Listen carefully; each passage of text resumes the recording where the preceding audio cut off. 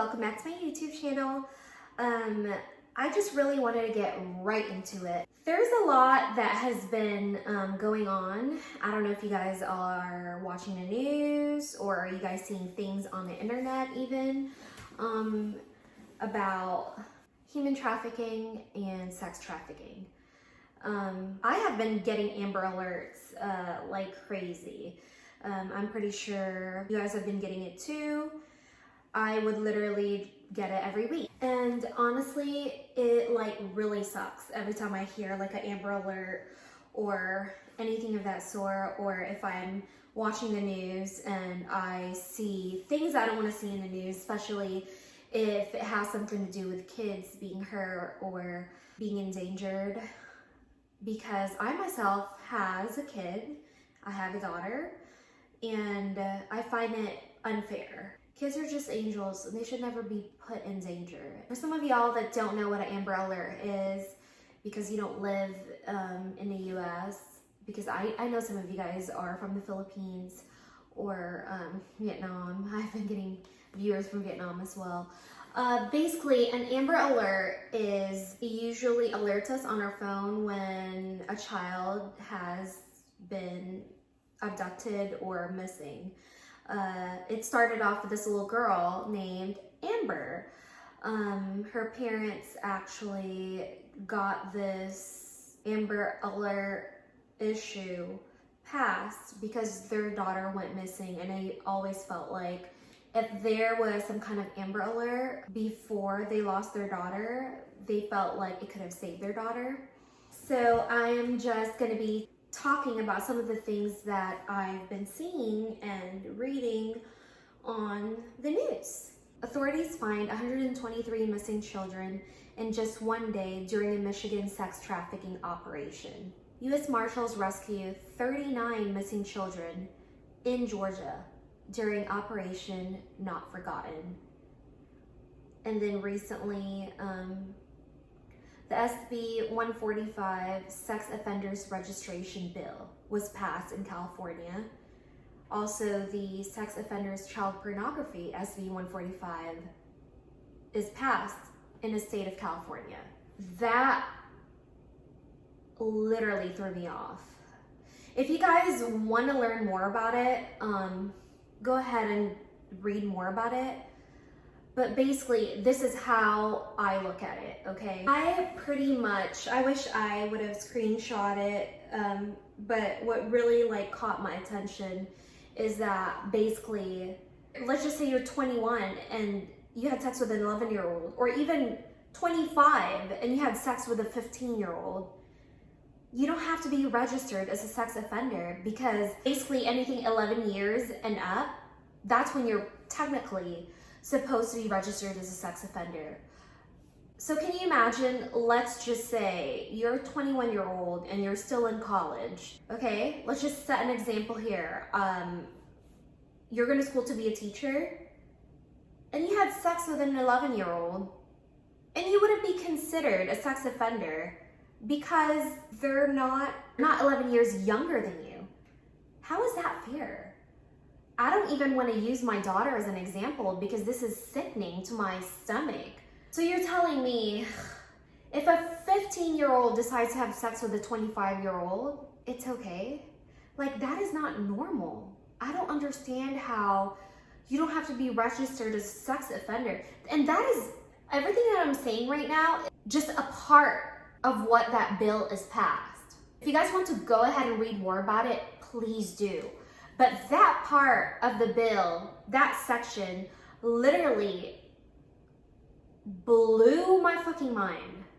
I just find that bill ridiculous. Ridiculous.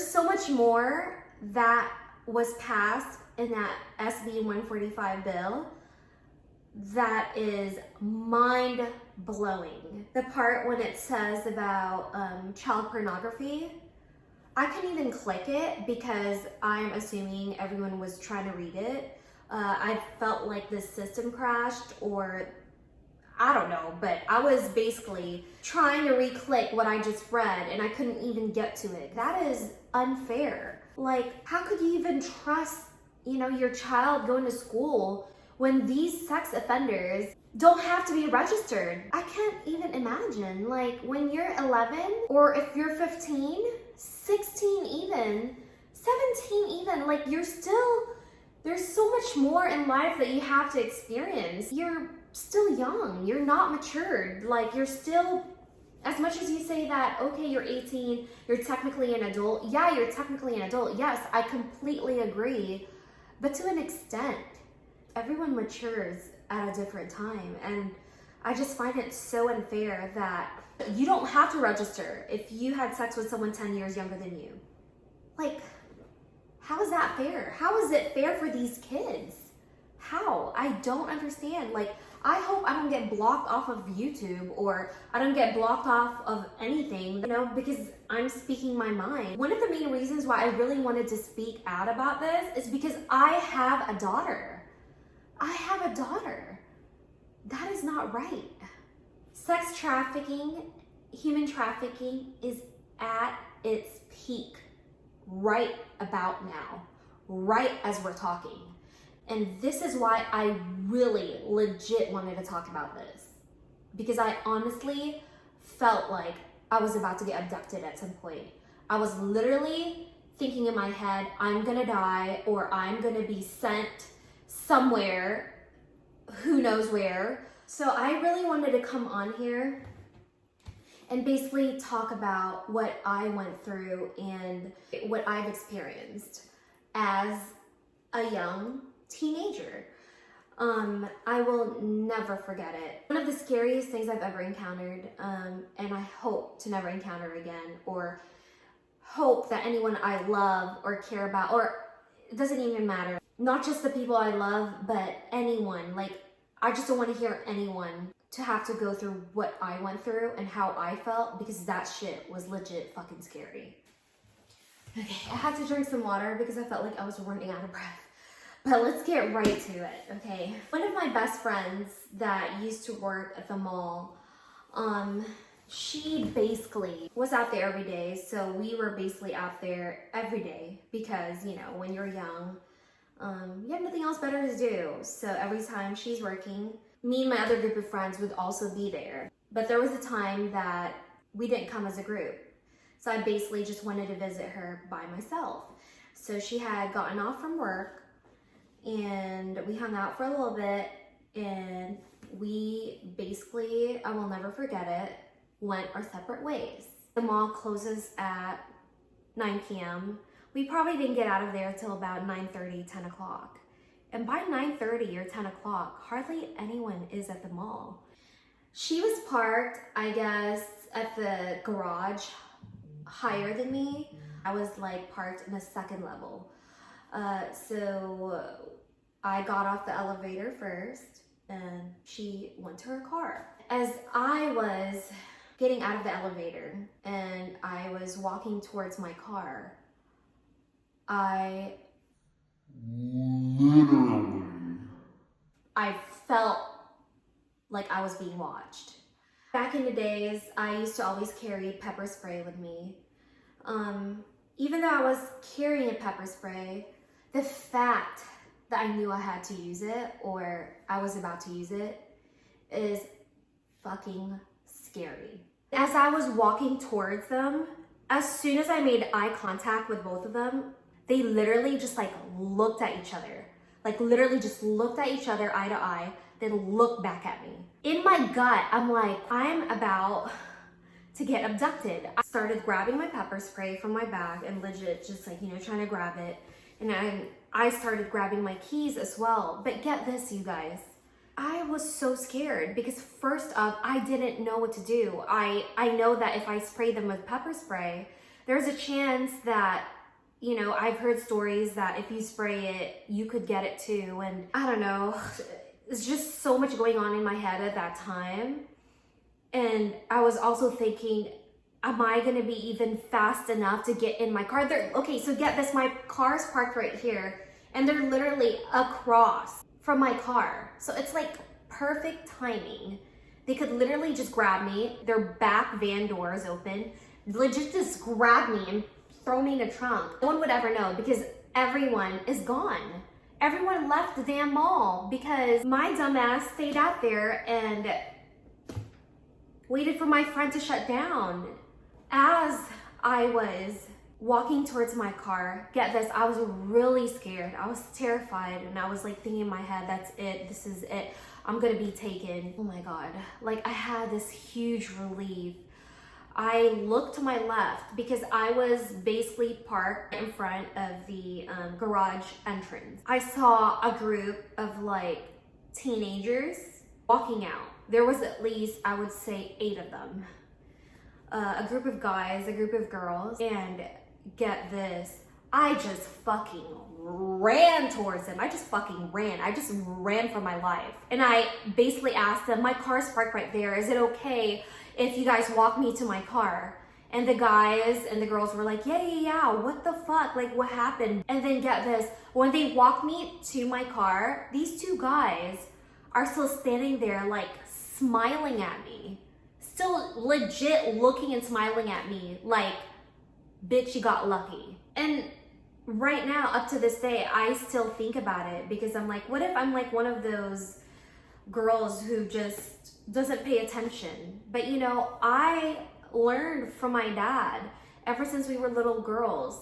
He always told us, watch your perimeter, watch where you're going, watch your surroundings. I will forever thank my dad for that because he has been one of the most street smart person I've known. And I honestly think that I got that from him. I've always been street smart. And I'm gonna be telling Camille this story as she gets older because I want her to know there's people out there who are out to get you. I honestly would not be here right now if I wasn't smart enough, if I didn't decide to run up to them instead of running towards my car before noticing that there's actually people coming out.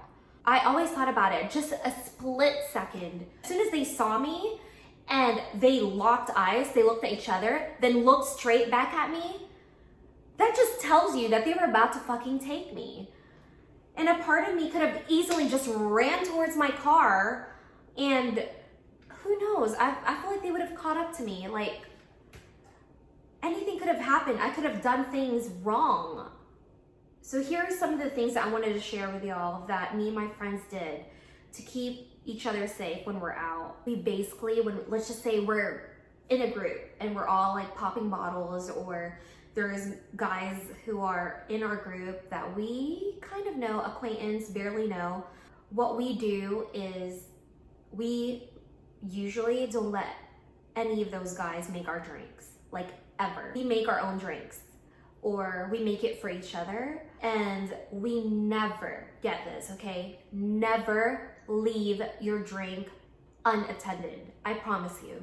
Don't ever leave at the table. Oh, let me just get to the dance floor real quick and, you know, dance for a little bit. I'm just gonna leave my drink right here. Yeah, girl, don't do that.